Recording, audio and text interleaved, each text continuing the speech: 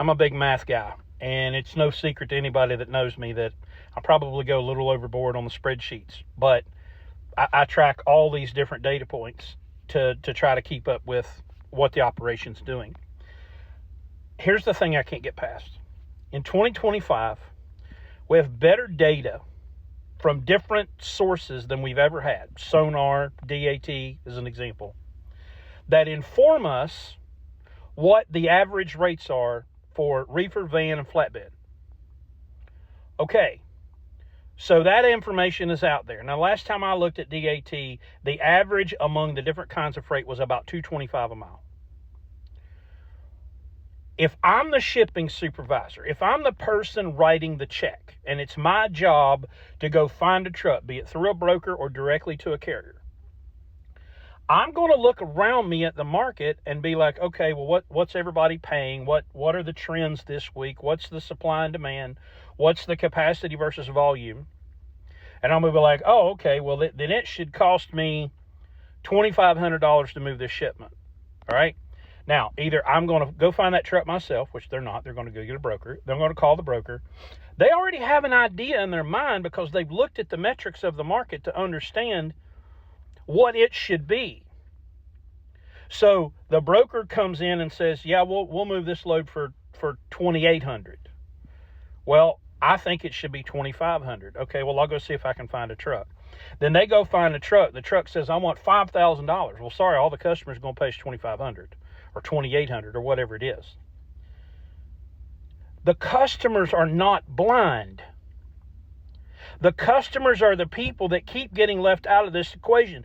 These people are so obsessed with brokers that they think the brokers are getting $5 a mile, keeping half of it and only giving the truck when the national metric is just over $2. The customers have the same information. The customers are not going to allow the brokers to give that much money away. It's their money. It belongs to them. This obsession with the brokers and this scapegoating and this boogeyman attack is based 100% in complete and total ignorance of how the market works and where the money comes from. That is what is insane to me. I had as direct a relationship as you can have with a Landstar customer. Okay, we still have each other's phone number, and if he has a problem, he'll call me. And I haven't hauled one of his loads in 4 years. From 2014 to 2021, over 7 years, he kept trying to monkey with my rate. He would drop down 25 cents, and then he would come back up 35, and it fluctuated. But he paid a premium for me as an individual. He paid more money for me to haul his freight than anybody else because they had taken that lane away from Landstar after I had left when my truck blew up, and they were having a hard time getting it covered. And so the Landstar agent was talking to him, and he said, well, you think you guys can cover this? Well, yeah, man, we can cover it, but it's going to New York, so it's going to be $250 a mile plus fuel, plus $50 a stop, plus you're going to pay all the tolls, and you're going to pay us to come back empty. And the guy said, that's insane. There's no way I'm doing that. And he says, what if I got Chris to do it? Oh, where do I sign? Why would he do that?